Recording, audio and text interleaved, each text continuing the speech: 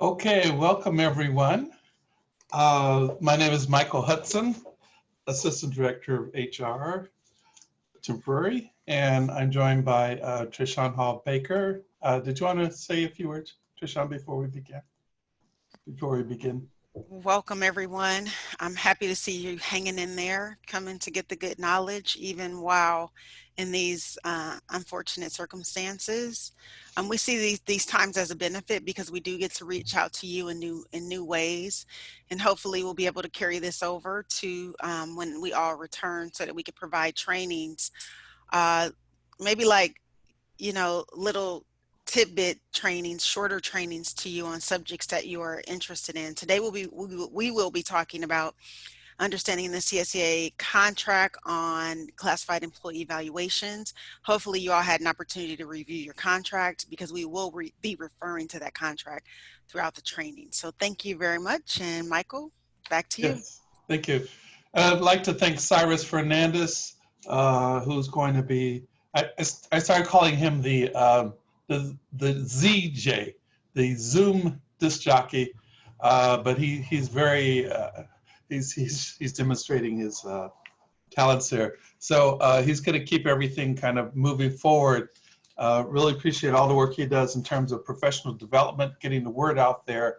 Our goal is that during this time that we have presentations that will be of value to you, of value to the district, and I know Cyrus has been working very hard to make that available to you. One ground rule I'm going to ask for today, I may need to limit questions as we go along. We have a lot of information to cover. As I'm going through this, I'm going to judge as to whether or not to take questions at any given time. I promise, though, that once this training is officially over for the group, we're going to try to finish by 12 noon. And after that, I know Cyrus and Trishan and I can stick around to answering any questions. We want to be committed to making sure that you all of your questions are answered. So what I've asked everyone to do, first of all, let me pulse please, next slide. This is part of what we call a classified employee evaluation series. This is the second class in that session, and coming up next week's Tuesday at the same time, same station, it'll be the classified employee process class 3 on preparing an evaluation. So we'll actually take some facts and have you, let's try to discuss it together as a project, so you all will get some hands-on experience of practicing writing language, and certainly we can, as a group, talk to each other. One reason why we had to have everyone re-sign is we were trying out the different formats in Zoom and found that the one we were using last week limits participation. And so we basically have the platform that allows everyone to participate, but Cyrus will be muting all of the microphones so we don't have background noise, but we want to unmute and allow you to speak, of course. And right now we are planning, save the date, it hasn't been finalized, but we would like to present some class segments on progressive intervention, and we'll talk about the actual disciplinary process. We use the word intervention because as we're trying to assist employees in becoming in their performance, it's not all about discipline. It starts with conference memos, coaching, just letting them know when they're doing well, but there are points where you have to actually go to discipline, where it's more correction versus assuring someone they're doing well. So we're hoping to present that to you starting on the 26th. We will definitely let you know next week during our third session of evaluations whether that would be possible. But please join us next week for sure. Next slide. So we just want to let you know all employees at Santa Monica College are covered by an agreement and or the merit rules of the Personnel Commission, and everyone, of course, is covered by the board policies and the administrative regulations of Santa Monica College. So we just wanted to go through really quickly a refresher of the different types of employees we have. Next slide. go through that. Okay, so first of all, police officers are classified employees, but they're not covered by the CSEA contract. They're covered by the Santa Monica College Police Officers Association contract, and because they have their own union. Everyone is covered by the merit rules of the district. I'm sorry, everybody is covered by the board policies and the administrative regulations of the district. And because they're classified employees, they are covered by the merit rules. So you will see in many documents, we'll cite the contract section and where it's cited in the merit rules. Today, we'll be focusing mostly on the CSEA contract. And I will tell you that what we cover today, even though there are merit rules, they will only reinforce what we're talking about today.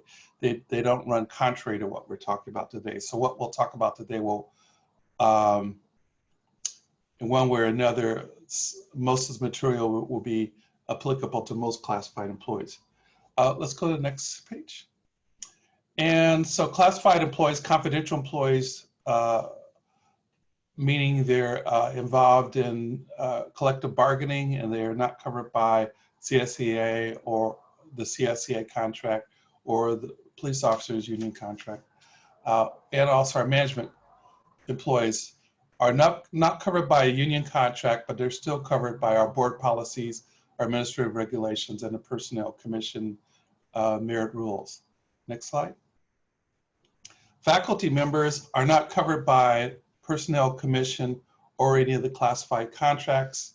They still are covered by their own contract for the Faculty Association, and once again, as well as the board policies and administrative regulations. And at-will employees, everyone's covered by the board policies and administrative regulations, but in that case, they don't have any protections through the Personnel Commission merit rules or through a contract. So what we say today really will not be applying to them. If you have a situation with a temporary employee, please let us know and we can assist you. Okay, next slide. So today we're going to focus on those classified employees who are covered by the CSEA contract. Once again, it's mostly non-management, non-confidential employees who are not police officers. So most of our other employees are covered by the CSEA contract. And if you have any questions about any particular employee, let us know. And as we mentioned, they're covered by the CSEA contract, board policies and administrative regulations, like all employees or most employees, and the Personnel Commission merit rules. Next slide, please. So what we're going to do is ask everyone to pull out the CSEA contract. Article 4 starts on page 12. It's disappearing in my camera. And if you don't have a paper copy, I believe that our ZJ, Cyrus, has presented a link for you to go right and look at that. If you don't have access to it, not a problem, but we would invite you to take a look at it after our session today. So we're going to start on page 12. Next slide. And we're going to start there. But before we actually look into that contract, we want to just mention how important it is to have, as a tool for you all, the actual job descriptions for employees you're working that are working under you. So when employees are hired, they're given a copy of that job description. That's what's used for our hiring process. Those are expectations that we can have of employees, and also an explanation for them of their job duties and expectations. So it's always good to pull that out, make sure employees have copies, talk about that job description and how it applies to their job. So this is a tool you can always have on the ready. I recommend just having a copy of job descriptions for every single employee that you supervise. It covers the knowledge, skills, and abilities that are expected of these employees. Also, the level of supervision. You have lead workers that may be expected to work in leadership roles, such as working on a project and be a leader of the project, but that person is not truly a supervisor. So it explains this in the actual job descriptions, who the supervisors are and who are not. And so you would not expect that person to know about progressive intervention for an employee. And of course, the job duties. One little trick in the job descriptions, the job duties are listed in kind of, for lack of a better word, descending order. So the most important, most essential job duty is normally what you see at the top. And as it goes down, you'll see employee does this, and then at the bottom, as you go down, you'll see may do this, may do that. So these are still job duties that are expected, but they may not be as essential as what's listed first. And of course, with all job description, it always says all related duties as assigned, because they can't catch every single duty that someone may perform. Next slide, please. So we're actually going to begin now looking at page 12, I believe, of the CSEA contract. And the first thing that comes up on that contract page is a philosophy of evaluation. I try not to do a lot of reading. I'm going to try not after I do the reading of this, but I think it's so critical that we look at this. So let's go through this together. The performance evaluation is provided as an aid for classified employees to achieve and maintain high level of work performance. The evaluation process focus, is based on a commitment to quality service and continuous improvement. The evaluation process has been designed to keep as a coaching device for supervisors and a means for establishing mutually agreed upon performance goals and objectives for the individual employees. So as we see that, I think the most critical thing here is establishing mutually agreed upon performance goals and objective, which means it has to be a give and take process. You don't see anything in the evaluation process about correcting bad behavior. It's not part of discipline. It's more of continuously giving that person feedback of where they are in the process. So it specifically says in this article, the evaluation should not be used in lieu of the disciplinary steps set forth in Article 13, which we will cover in the progressive intervention sessions that we hope to have starting in a couple of weeks. So the evaluation process is not disciplinary, but it is something that you should use for all employees. If they're doing very well, you're going to let them know. If there are some areas where they can improve, you want to let them know, because it says right here, it should be for continuous improvement. Any questions on the philosophy? Okay, next slide, please. And that's 4.1 of the contract. Next slide, okay. So 4.22 talks about the evaluation standards, and we're still on page 12. Evaluation shall be based on the following standards, objectives, and criteria. The job description, there it is. You're gonna see that maybe a couple more times today. The job description, very important. Once again, that job description is produced by the Personnel Commission, which actually is there to protect the rights of employees. And the employee unions, employees, as well as supervisors have input on that job description. So it's not just something that management came up with without the feedback from employees and their representatives. So job description, the focus areas on the approved evaluation form. So the form actually tells us the areas that we should use. The lawful workplace rules communicated to the employee in writing. I've asked supervisors, I've said, did you tell them about such and such? And I say, well, they should already know about it. So here we have in our evaluation where it's putting an obligation on our supervisors, and we just need to be aware of this, that we should be putting the workplace rules to the employee in writing. I would say, for example, if there's laws that cover, let's say it's a carpenter, and there's certain laws that apply to all carpenters or all people in a particular trade or in IT or whatever it is, make sure employees have a copy of that. One thing I recommend doing is having regular staff meetings, having a written agenda of what's covered, and have everyone sign an attendance sheet. So that way you have proof that certain things were communicated, and indicate on that sheet that these things were handed out. Ideally, your workplace rules would be signed by the employee, just showing they received it. But it's good to have documentation that these rules have been communicated to the employee in writing, as it does state in our evaluation standards. And I believe this D has been added because that's what the red line should show, the underlining. The evaluation of the quality of a employee's work shall take into account the employee's workload and extent to which established priorities of work assignments are met. So you don't punish an employee for being out on FMLA leave. So someone's out on FMLA leave for 4 weeks, and you can't expect them to get, let's say during that 3-month period, you know that they'll only be there for 2 months. So you're going to rate them not for the entire time of the evaluation period. Well, it's actually longer in the evaluation. You have to take into account, well, the person was out on an approved leave for that. So you have to take into account the quantity of work. Someone else is out sick, they have more work to do, that has to be factored in. Cannot hold that against an employee. Next slide, please. And I think we're going to be on the next page now.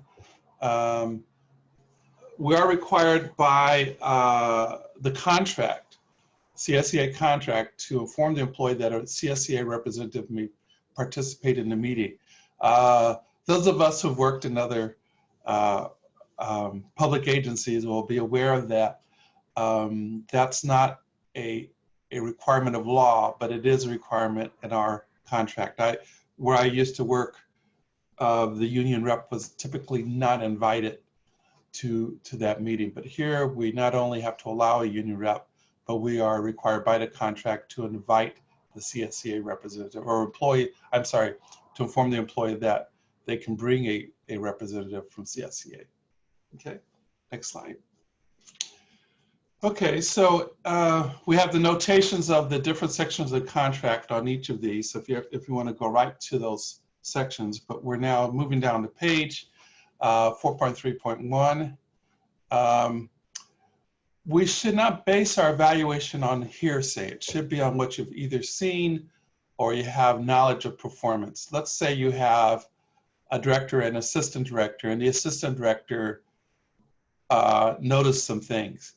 If that person has documented and you've seen some of it yourself, you can use that information. But if you have, for example, an anonymous complaint, a student calls and leaves a message on your email or your voicemail that says, "Oh, this is what happened," you can't immediately write up that employee and assume it's happened. So there has to be some type of investigation or looking at all the facts in terms of making an evaluation. So you have to have either personal knowledge or personal observation. It doesn't mean you have to actually see it, but you have to take the steps to verify that anything you're using is relevant and can be verified. So you have to be a supervisor for at least 120 days. And then whenever there is a below standards rating, we have to have a description of the problem or concern and specific suggestions for improvement. I haven't mentioned it yet, but I always recommend having an attached sheet. I think it just makes it easier. You can have the form, you can say see attached. That way you're not trying to squeeze all your information into little rectangles. And so for each rating, this has to be there, or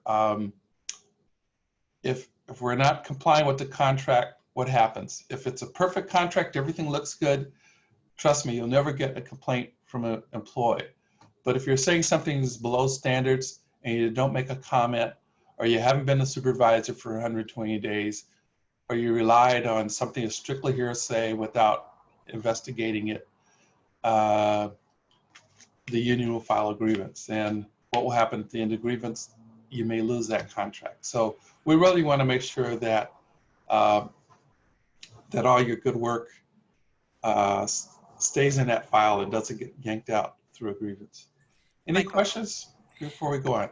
I would like to say one thing about the 120 days rule.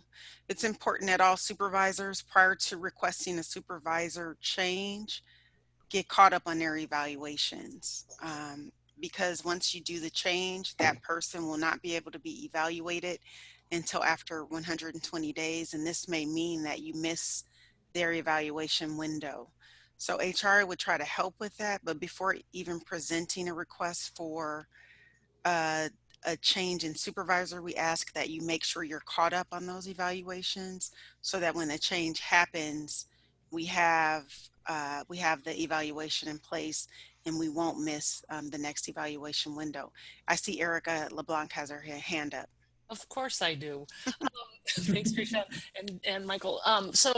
But our evaluations, we're only allowed to do them within a certain window of time based on their hire date.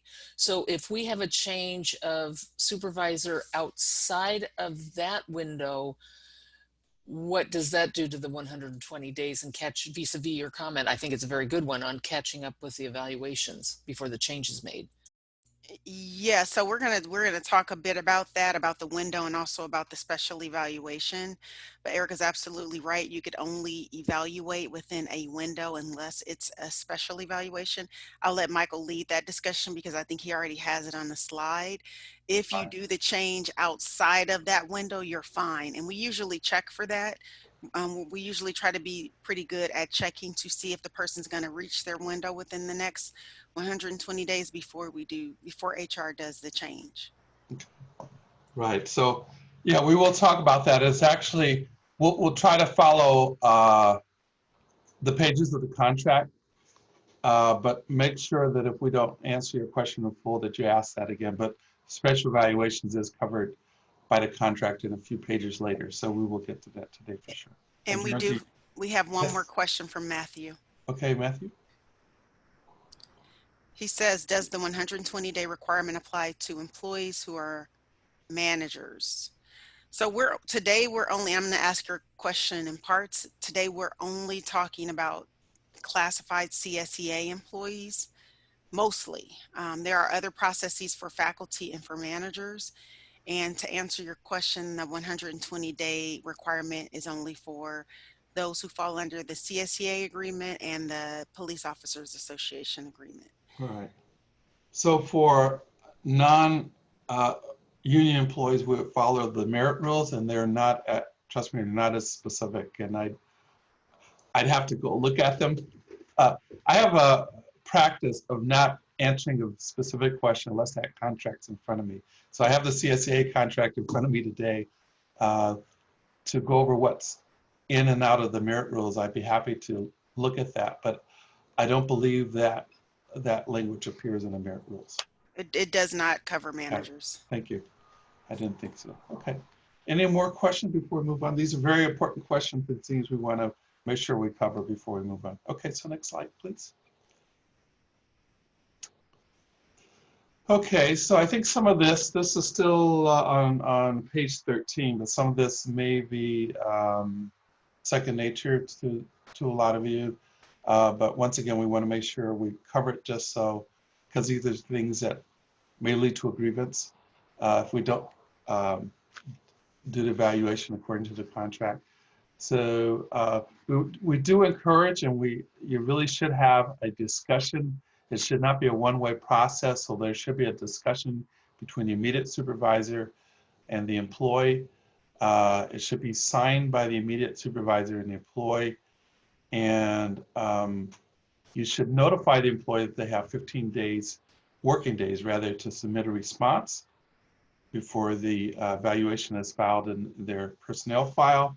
And by the way, it also says in the contract we have to have the notice on the actual contract, on the actual evaluation form, which has been taken care of for you. So that is on the, if you use the official form, you'll have that notation. So, but the expectation is that the employee, actually, I don't think the fact that the immediate supervisor, let me take that back. what the contract specifically says is that there's a written notice in the contract, and we've covered that. But we're, as a best practice, we highly recommend that the supervisor also mention it as well. So that's why it says should instead of shall, because that's coming from HR and not from the contract. The contract says it must be in writing, which it is. Okay, sorry for that confusion. Next slide, please. Okay, so we have, look at the ratings here. The work performance needs improvement. The employee has not achieved the expected level of performance for that specific area. It's going to be below standards. This is a good point to mention the halo and the horns effect. If someone does something 3 days before the evaluation and they do such a good job, and you say, I don't want to rate them below standards on anything because they did such a good job. But that's why we have all the different rating areas. And try not to think of someone's very best and someone's very worst when covering those other areas, because really it's not fair to the employee if they don't see where they can improve, right? And it's not fair to the employee if they're doing well in some areas and they don't get credit for it. So be sure to focus on that one area when you're doing each of the ratings. And if someone has met or exceeded the expected level of performance, of course they get evaluated that way as meets or exceeds. And then you're going to look at all of the ratings and determine what the overall general performance is based on that. And it shouldn't be just as simple of adding up the numbers or adding up this and that.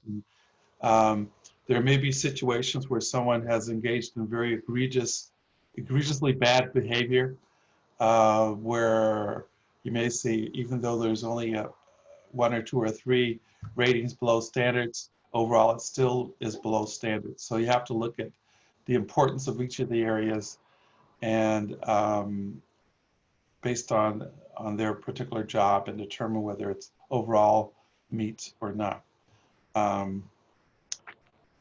Okay, any questions on that? If you have any doubts in this area, be sure to give us a call. If someone really has some issues going on, we would certainly ask that you be talking to us about that, and we can assist you with the ratings, specific ratings in those situations as well. Any questions before I move on to the next one? Okay, next slide, please. Next one. Okay, so when do you evaluate employees? We're on 4.6. We're on that next page. Where are the other question on page? We skipped a few here.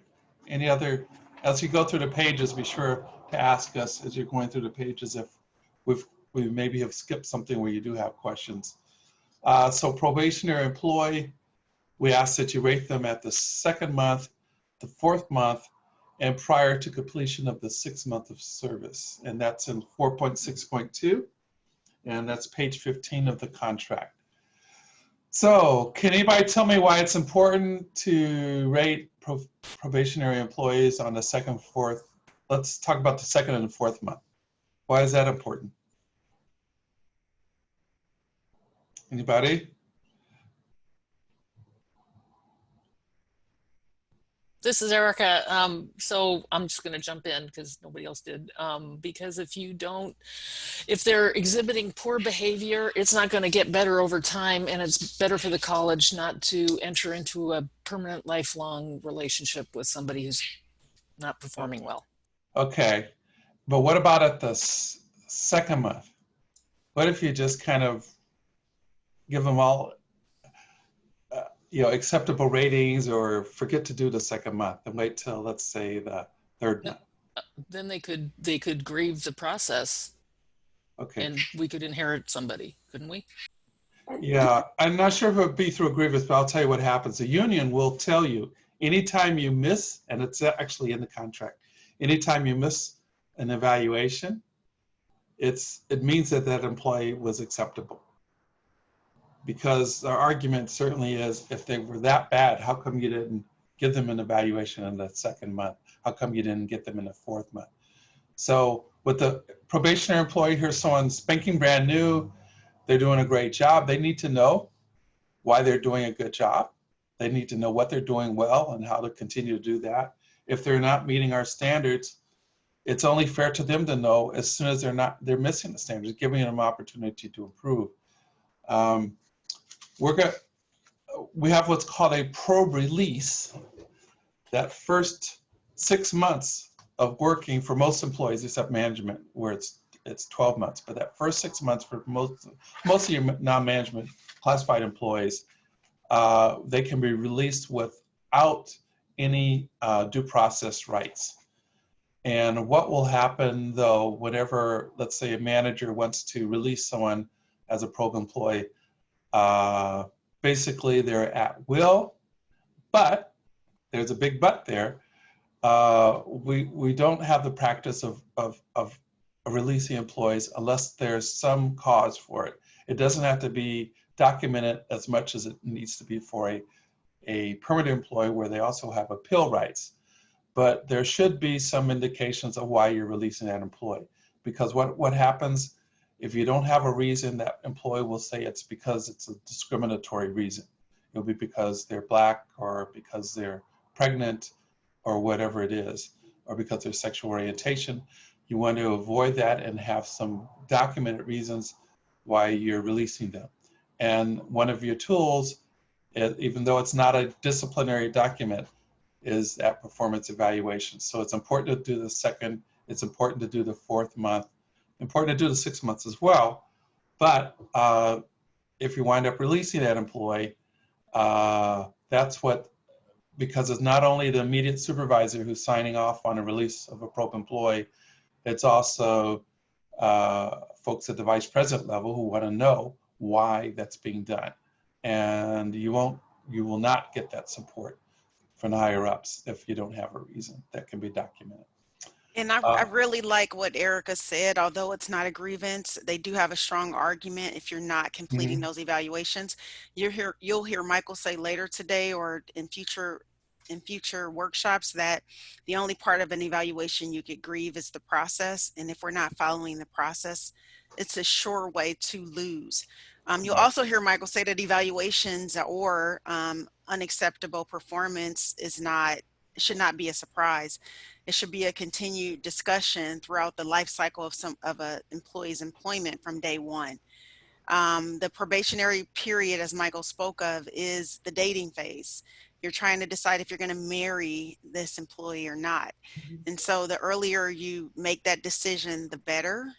And you have to do that you have to hit all of the evaluation schedule points to do that. If you see deficiencies in the first evaluation, don't be afraid to tell the employee about those deficiencies. The sooner you do it, the better, and the better communication is put out there. Okay, very good points. Thank you, Trisha. So this is part of a performance management process. Begins when an employee starts working and until they stop working for whatever reason. So this is all part of that. And as Trisha's mentioning, if we're doing our best job as managers, people should be able to truthfully write their own evaluation, at least know what standards they violated, if they're thinking straight, obviously, and not be surprised. If someone is truly surprised, not that they're going to be accepting of the facts, but if they're truly surprised when they get an evaluation, I would say that means we haven't done everything we could have to help that employee. So with our permanent employees, here's the information on that, beginning with their anniversary date and their current position, 60 calendar days after their anniversary date, then at least once every 3 years. If no evaluation has been conducted, the evaluation shall be deemed to be satisfactory. HR will be sending out reminders of the dates of evaluation for permanent employees. If for some reason you missed that, please let us know and we'll confirm that time period. But we try to help you in this area because this is a lot to keep in your minds in terms of the dates of evaluation. And then we have a question from, so let's have that. So I think, I believe Danon had a quick question, or Danon rose your hand. Yeah, I just wanted to also add regarding the 2-month point, that it's an excellent opportunity to kind of reassess or make clear expectations if things are not going the way you want, to give the employee an opportunity to course correct. Because maybe it's just a miscommunication or a misunderstanding of what expectations are. So then you still have those next 2 checkpoints to see, can they meet those expectations and are they improving? Right. Thank you very much. That's very important that the expectations are communicated. And I would say the evaluation is the perfect time to do that. And we shouldn't be shy of giving expectations at any point, but those are certainly very critical times. And at first, that second month evaluation for probationary employee, I think that's the most critical evaluation of all the evaluations people will get, because that's after they've gotten their feet wet, and here's a supervisor sitting down who may have been, we're all busy. This person's actually sitting down with them and hearing. They have an opportunity to give their input and listen to the employer's expectations. So I think this is very critical all the way around. Okay, any questions on dates of the evaluation? Okay. Okay, let's go to the next slide. And okay, as Trayshawn mentioned, I get calls on 5 months, 3 weeks, 2 days. Oh, this is the worst employee ever. I just didn't evaluate them during the 2nd and 4th evaluation. And guess what I say at that point? I say, Mazel Tov, congratulations. As of tomorrow, you are married, okay? Some people think that you cannot fire a permanent employee, and that is not true. But once you become permanent, you do have due process rights that are afforded to you at that point. So whereas during the engagement process, you can give, let's say, maybe a conference memo and reflect, let's say, poor attendance in the evaluation and a conference memo, and then release that person at the 3-month period. Once you become permanent, the contract says attendance is a performance issue, and it requires a conference memo followed by a letter of reprimand, followed by discipline, which is usually a short suspension, maybe a longer suspension, and then dismissal, and then they have appeal rights. We're going to talk about this in our progressive intervention class, but I think you get the message. There's a lot of rights that are afforded through the union contract, through the merit rules, and through the Ed Code, by the way. The merit rules are based on the Ed Code, but all of those are then rights that those employees gain upon, for most employees after 6 months. And no, we can't extend that period because the employee's been so bad. And once again, because there's appeal rights when you get to permanency, the union is going to ask the question, where was that second evaluation, 2-month evaluation? Where was that 4-month evaluation? And because that's deemed as acceptable performance, because there was nothing to show the contrary. Any questions on this? All right. So the key thing is, don't get married without your knowledge. Make an affirmative step. Okay. So that was Erica asked about the special evaluation. And a special evaluation may be performed at any time where exemplary or unsatisfactory service is performed. This is 4.8 of your contract, and we're on page 16. If you're looking at unsatisfactory service, the evaluation should be made within 30 days of the noted unsatisfactory performance. I said service, performance. So here's, if you missed an evaluation, a regular evaluation, which I hope you don't, you can still issue a special evaluation And talking point number 2 here, bullet point number 2, is just good management, if nothing else. If someone is exhibiting poor performance, we should let them know in a timely manner so that the contract actually reinforces this. So special evaluation is a tool we can use at any time. The one thing to keep in mind, I'll say it several times today, is it does not take the place of discipline. Because if you ask me, call me and say, should I do a special evaluation? I'll ask you, is it something maybe we should look at a conference memo or letter of reprimand for? Because in progressive intervention, those are the things that get you closer to disciplinary action. But certainly special evaluation is a good tool of setting expectations and letting employee know where they've done a great job. It can be used when someone's done something really great, and it can be used when someone is not meeting our expectations. And Jose, you had a question. Yeah, I want to know, can we do a special evaluation in concurrent with the progressive intervention steps? I would not, because normally after you issue a special evaluation, you should give that person a chance to improve. So I would tend not to. If someone's done something strong enough, or let's say egregious enough, where it should be addressed by a conference memo or a letter of reprimand, I would go for that and not do the special evaluation. If someone they've done something really, really great and you don't want to wait, or they've done something that gets your attention, but it's not quite to that level of looking at progressive intervention, then I would use a special evaluation. You could have, for example, a letter of reprimand issued, and then you could say, I just want to go ahead and do a special evaluation because we're not to the point of disciplinary action, but we want to just kind of as a reminder where we are. Does that answer your question, Jose? Yes, thank you.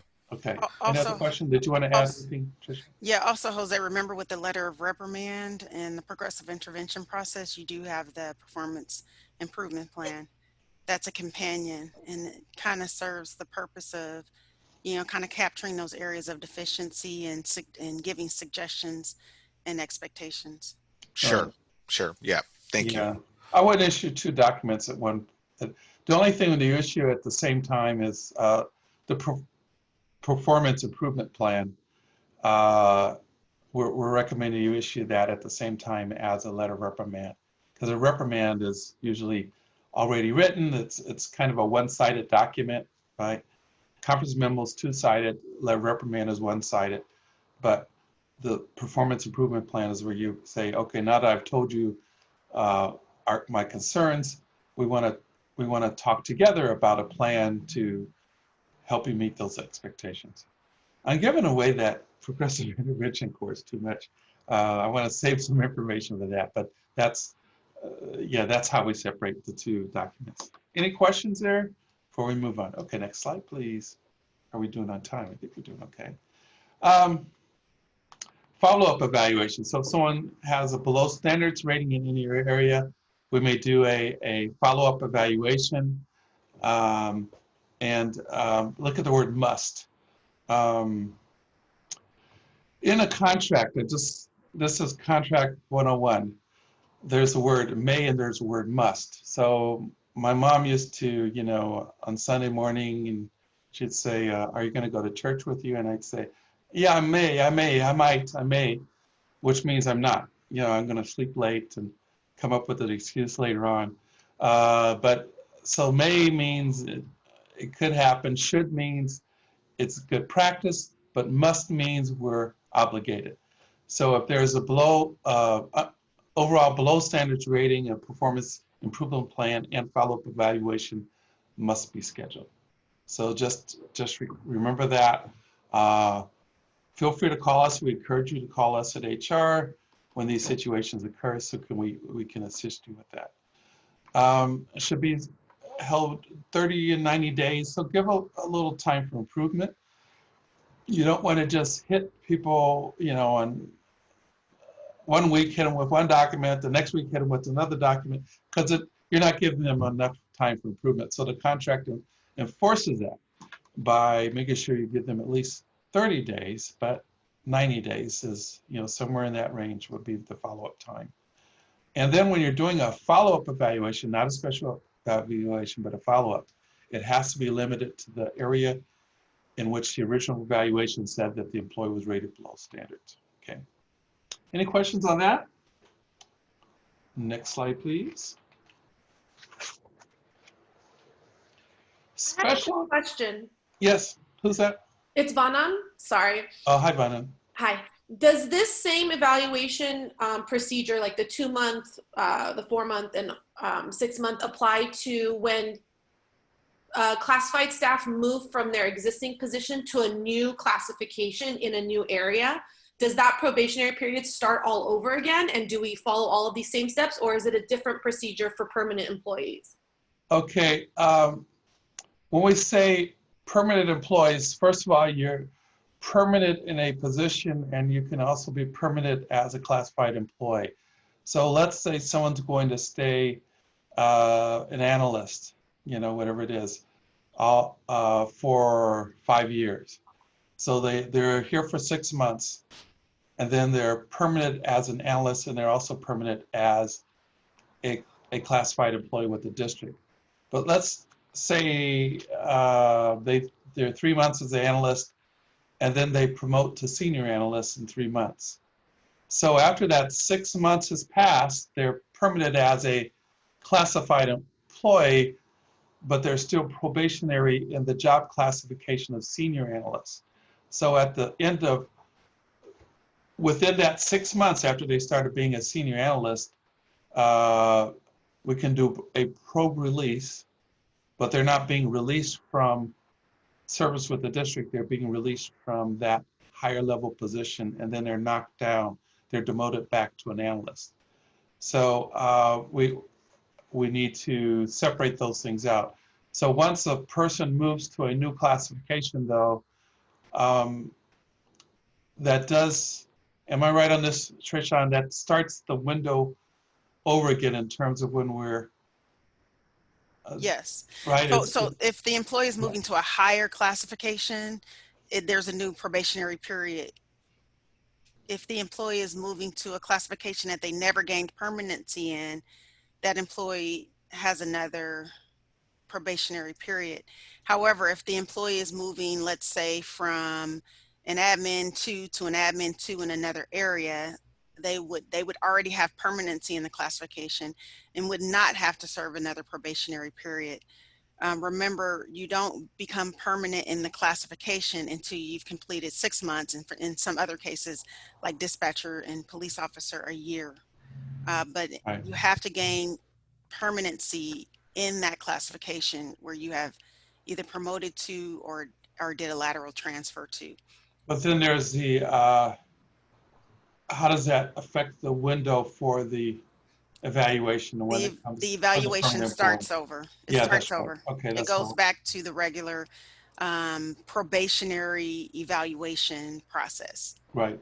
Okay. Mhm. You go back onto a probationary period. And you The- follow the- that process. Yeah, the difference is once you become permanent in a class at the district and you move to another class, which you are trying to gain permanency, you have rights to go back to that previous class if you did not succeed in probation.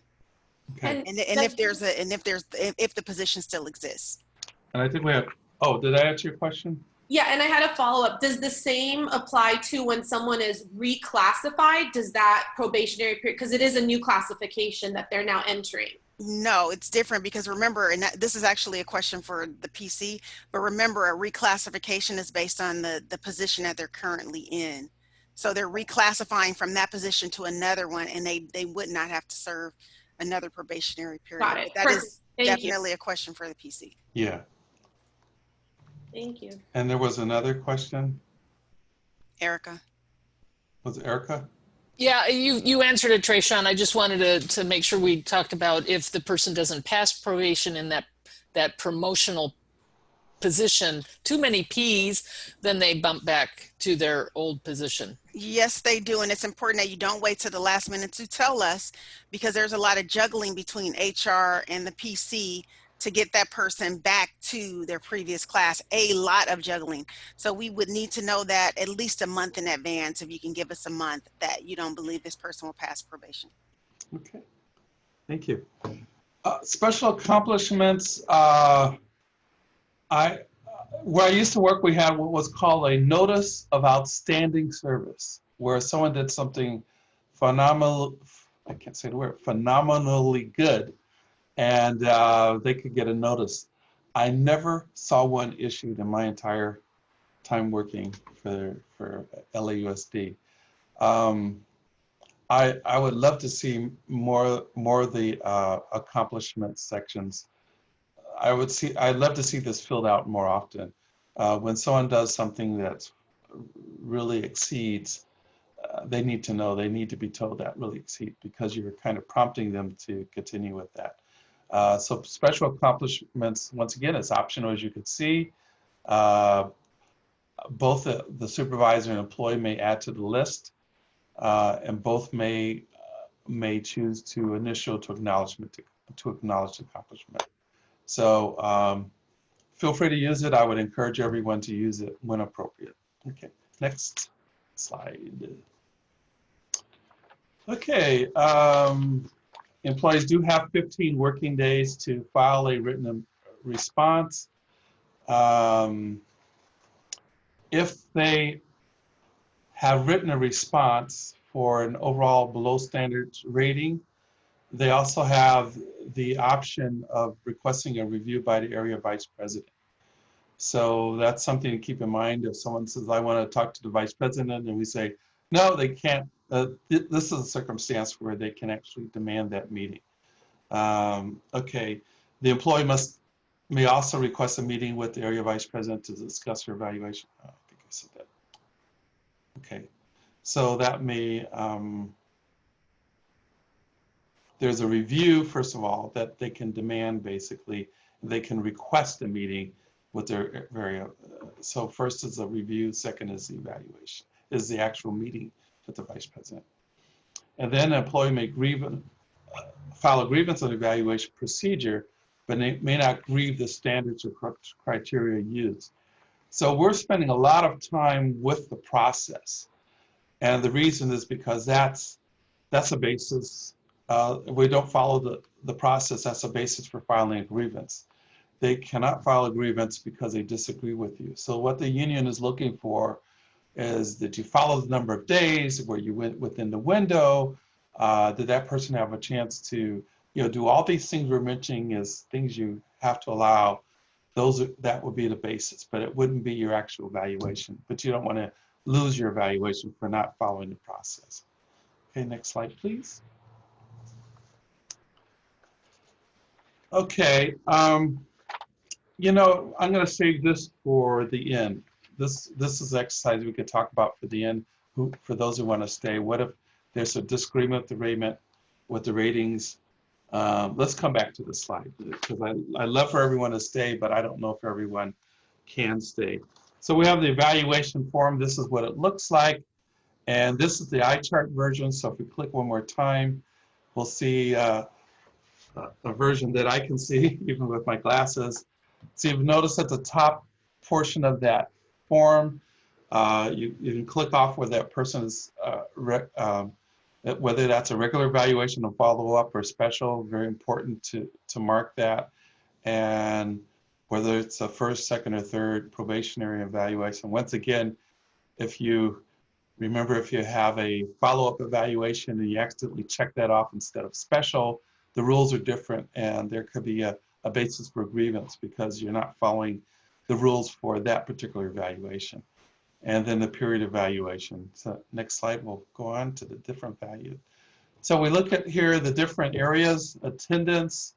When you're doing attendance, you do not consider the areas, any leaves that are protected by state law, or especially FMLA, Family and Medical Leave Act.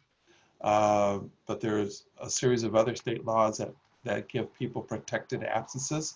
So we cannot hold that against that person. So we're looking at the time outside of those periods in terms of rating their attendance. We're looking more for that person's attitude toward being punctual and coming to work versus whether or not they had good luck that year. The work schedule, performing their duties safely and carefully. I think most of this, does anybody have any questions on any of these areas? I think it's pretty clear as we go through this. Any questions on any of the areas? Okay. If you're filling out evaluations and you want some input from HR, feel free to give us a call. Once again, I would just advise everyone to try to be try not to let one area influence the way you fill out another area on evaluation. Okay, if there's no questions on the areas that the evaluation covers, let's go to the next slide. And this is the bottom of the file of the form rather. You can see where we could put in special accomplishments, which we talked about. And see that little box there for B? That's where I really recommend you just put in see attached sheet because I don't want people to feel limited by this. Sometimes you wind up not giving as much input as you should or would be good. So go ahead and attach this sheet and make sure for anything where you've rated someone below standards that you have an explanation of how they can improve and the concern as the contract requires. So you do have the evaluator's signature, employee's signature. I would urge the employee, if they don't want to sign, let them know that this doesn't mean that they agree with the evaluation, but we're using it to show that the evaluation was conducted. If they refuse to sign, Trisha may have, I'm going to look at Trisha and make sure she agrees with this as well. I usually advise just write in there, employee refuses to sign, and then supervisor will sign it and date it to show that. But I would say try to get that person to sign, try to get them to agree to the signature, because obviously it, you know, they can still disagree with it and they can still attach their own statements as well. So 4.10.2, let me just look at that. That's on page 17 at the bottom. Here's where it talks about, and it's not here on our slides, but if an employee receives an overall rating of below standards in the evaluation, employee prepares a written response evaluation. The employee's evaluation along with response shall be reviewed by the vice president. So if that person gives you a response, then that's what you send to the vice president, and that's when you obtain, the contract requires that you get the vice president's signature. Outside of those circumstances, it's not required that the vice president signs. Okay. Any question before we move on? Okay, let's go on to the next slide. I think that was it. So I'm going to ask if you all would like to stick around. We can go back to the other slide we skipped earlier. Do you remember where it was? Where that was, Cyrus? Can you go back to that slide? Okay. So we're going to stick around and answer questions. We're going to go through the group session. For those who want to stick around, that's fine. Otherwise, if you have to leave at this point, we understand. So we're going to answer questions first and then go through this exercise for those who want to stick around. So we had a question look like from Mark. Mark, do you want to ask your question now? Mark? Yeah, sure. It's Mark. Okay. Yeah, so I texted, what are the recommendations, procedures, and tips to you you would have for adapting to perform evaluations remotely and electronically, and what about signatures? Okay, so the contract obviously doesn't provide for us to skip evaluations now, and so we're recommending going through with the Zoom meeting, and they can bring in their rep as well. What do you think about signatures, Trisha? Let me get your your input on this. Well, first, you'll still base your evaluation on the work that you see virtually this person doing, based on their job description and the evaluation area. So you'll still continue on with the evaluation as best as possible. We do not want to skip the evaluation. Right. However, as far as signatures, however, the best way for you to do the evaluation, signature electronically, that could be a scan and a sign and a scan, or an electronic signature on our writable PDF, or if you have to use mail, you would do that. You just still want to make sure you issue that evaluation. Are you familiar with the Adobe Sign feature that we're starting to implement? Yes, not here, but I've used it in other places, but yes, and that would suffice. Okay. Okay. Mark, will there be training on that? I'm not familiar with it. I don't know how many other Yeah, managers it's something new that we're working on in IT with purchasing. Hey everyone, it's Matthew. Just a quick thing on Adobe Sign. So we started with the procurement office for the requisition forms. We're getting that off the ground. As we work out any little bugs, we will expand it to other areas, and the evaluation form could be one of those areas. In the meantime, acknowledging it over email or any other method that Sherry and Trayshawn approve, I think would be sufficient. Yeah. Yep. We just want to make sure that it's done.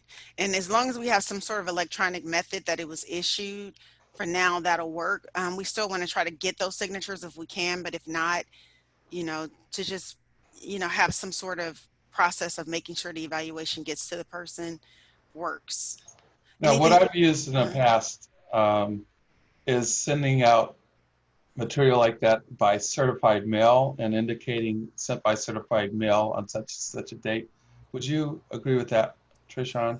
Yeah, although we're trying to go away from certified mail now, but yeah, that's one of those methods where you can get the evaluation done. I mean, even an email, because we know that this email is being delivered to the person, would work.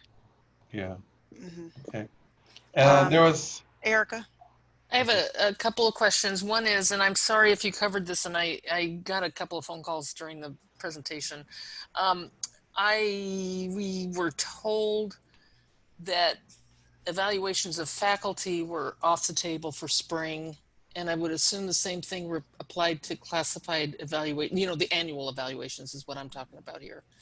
Is that going to extend, or are we back on doing it per the window of opportunity?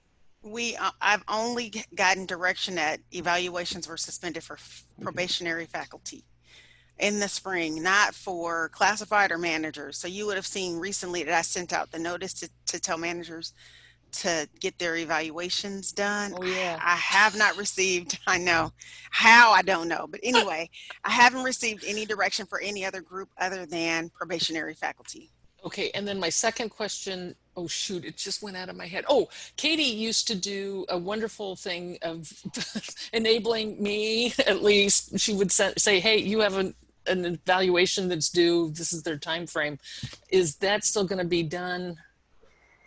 It is, and it still should be done. So once upon a time, we transitioned that from Katie to Dawn, and Dawn was catching up on getting those done. Well, now Dawn promoted to specialist a while ago, not recently, not during the COVID-19 disaster.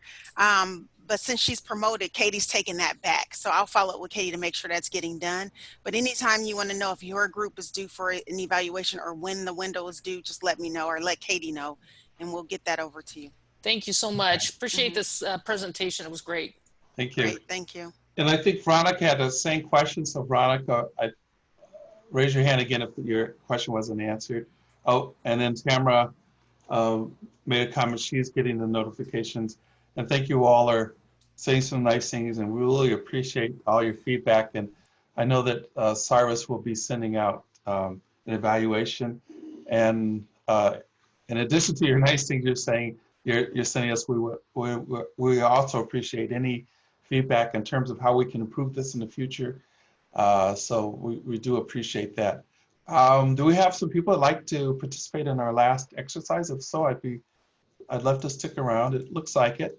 So here's a question. What what if the employee disagrees with our ratings? May I ask one question, Michael? Can you put up the of course. this next schedule if it's not already on the slide? I can't see my slides anymore. Okay, I'm looking at myself. Because I'm wondering if people decide to go, I want to make sure they're aware of the next Okay. session. Okay. Cyrus, can you? So that's that- Tuesday. That's the very last slide I believe it's on. Yeah, Tuesday, May 19th at 11. So if for those of you who are planning on leaving the session now, please join us, and also note that we have the Progressive Intervention Series coming up starting on May 26th at 11 a.m. So thank you very much. Now, Michael. Okay. I'm seeing myself. Is that what we should be seeing? Can we go back on our slide? You can change your view, Michael, at the top. If you look at the top, and it'll allow you. Is everyone seeing the? I can see the slides. I'm seeing the slide. Oh. I need to go to, it just changed on its own. I'm not, don't worry folks, I don't teach any IT classes. Okay. You know what, I'm looking at myself, but that's okay, that's fine. I don't like looking at myself, but I gotta find a slide then.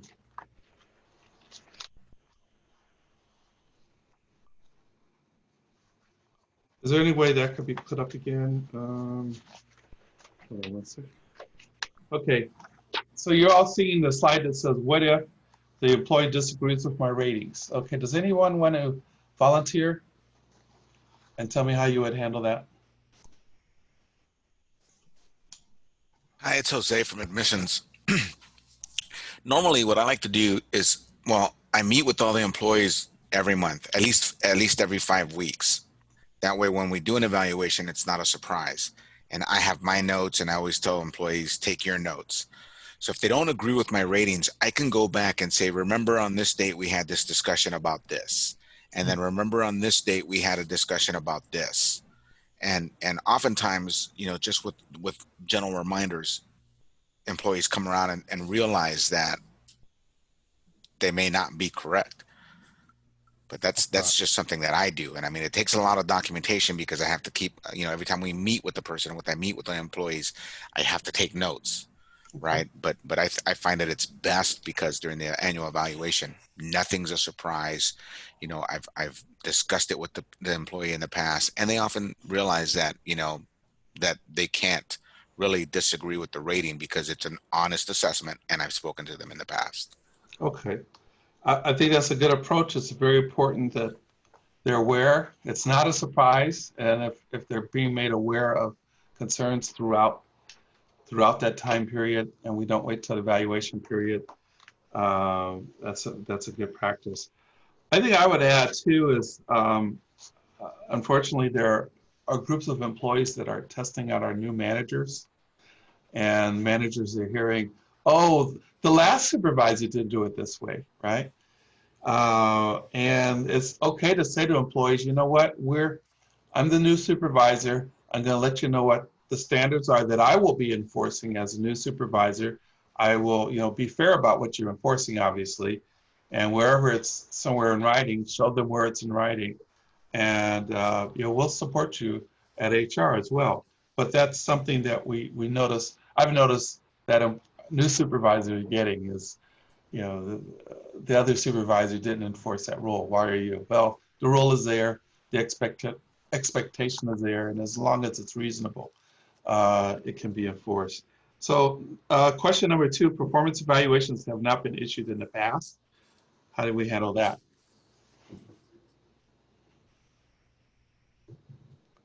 Anybody raising their hand? If not, let me give you how I would answer that. Without criticizing the past supervisor, I would say performance evaluations, first of all, they're in the contract. I'm going to follow the contract. I'm not going to comment on what happened before. And it's a tool that is helpful to me. It's a tool for you to understand my expectations, and I'm going to enforce the contract. Okay, anybody have a difference of opinion or other thoughts on that? Okay. And Sarah, was there a comment I missed? Yes. In the chat room? Okay. So what happens if an employee disagrees with the rating received? Can they? There was another answer. Oh, did someone already ask that question? I'm That was sorry. the first question we had. Oh, sorry. Okay. I just saw it again. Sorry. Okay. Okay, what if my ratings are below what the employee has received in the past? Okay. This is more of the same. And you may follow, you may come in as a new manager in a new area where, you know, maybe standards weren't upheld to what you feel is, in your best judgment, is reasonable. And you can say, without, once again, without bad mouthing your former supervisor, you know, here's the standards. Here's your job description. I'm going to expect you to be able to do the things in your job description. Here are the needs of the department. So these are our expectations, and everyone has a role in making sure this college runs. And this is your role, and I'm going to hold you to it. With your input, it has to be a give and take, where there's it's a two-way process, but ultimately you have the right to set reasonable standards. So Erica LeBlanc is saying they can only grieve the process. They can't grieve your difference in opinion, right, from theirs. So stand firm. You definitely can stand firm. If you're being reasonable and you feel that someone is below standards in a particular area, you're following the criteria properly, you don't have to worry about being grieved for the rating. It's only the process that you can be grieved for. Okay. So last thing, yes. I also have a comment on that. I This is haven't. Erica? Yeah, this is Okay, Erica. hi, Erica. I've inherited employees who have been given all, whatever that most excellent of excellent rating is. And some of those questions are yes or no. It's like being a little bit pregnant. You either do it or you don't. Mhm. Handling equipment safely. You either handle it safely or you don't. You can't handle it excellently safely. You either do or Right. you don't. And it's a real problem when I get an employee who's had all E's and I'm giving them what I feel is realistic, and then they get all bent out of shape. So I just want to say, do your fellow managers a favor, and not everybody needs an E. If it's truly exemplary, great. But if it's just they're doing their job, then they meet expectations, and that's a good rating. Yes, Erica. Yes, I agree with Erica 100%, because when you pass that person on or they promote, it becomes a huge issue when they weren't rated appropriately. This is why I always ask people, is coming to work exceeding standards for attendance? No. I mean, it could be, and you can mark them exceeding standards, but they're doing what they're supposed to do. They're coming to work. It's meeting standards. It is clearly meeting standards. So be very careful about how you choose those ratings and choose them correctly. Right. And to have all acceptable is not a bad rating. I mean, it means you're doing at least what the expectations are. Exceeds means you're going beyond. And just coming to work every day is not, you know, unless there's something else going on along with that. The starting point really is meeting expectations. I don't expect a brand new employee walking in to walk on water the first day on work. And so if I'm giving that first and it's all acceptable, it's, yeah, you're learning the job, you're doing fine, there's no problem areas. We should let people know. I think there's some employees that kind of feel like acceptable rating means they're not doing their job. That means you're doing okay, you're doing fine. But save exceed for what someone really is going over and beyond. And the same thing with our last question is, these are all kind of in the same area. Setting new expectations and standards. You have that right. You have the right to, and start with the whole idea of where someone fits in the picture. We all have some role in running this college. I don't teach math. I don't teach science. I think I learned a couple of the elements in chemistry, but you know, my job is to help managers with performance, performance management. And the custodian's job is to keep the campus clean. And all these are important areas. And, you know, we're expecting them to do their very best in their particular area, but let people know how important their jobs are. We wouldn't hire this person unless we felt it was an important job. Any other thoughts before, any other questions? If not, I want to thank everybody again for being a part of this. I believe it's always better to do prevention. Prevention is always better than the cure. I like to call Benjamin Franklin the first HR professional in America because that was a very good thing to say. I'd love to do many, many of these meetings versus dealing with a problem employee. And sometimes that's at least the goal, is fewer problems ahead and dealing with issues before they become a problem. Once again, we'll see you next week, 11 o'clock, for our last class in the evaluation series.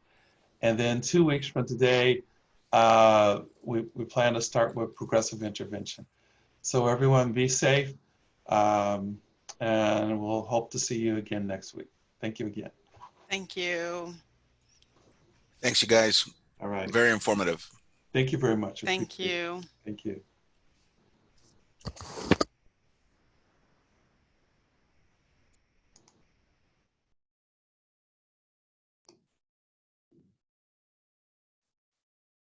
Okay.